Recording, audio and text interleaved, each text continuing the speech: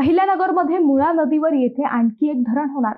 मुळा नदी आणि मुळा धरण हे अहिल्यानगरसाठी वरदान आहे।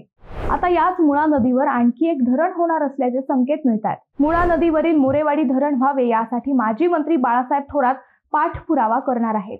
चाकूर येथे सहकार महर्षी भाऊसाहेब थोरात सहकारी साखर कारखान्याच्या सभासद व युवक हितचिंतकांसाठी आयोजित स्नेहसंवाद मेळाव्यात त्यांनी सांगितले की विकासाची वाटचाल व सहकार टिकवण्यासाठी यापुढे सर्वांना एकत्र राहावे लागणार असून मुळा नदीवरील मोरेवाडी धरण व्हावे ही आपली इच्छा होती। पुढील 5 वर्षात धरण पूर्ण करण्याची संकल्पना होती।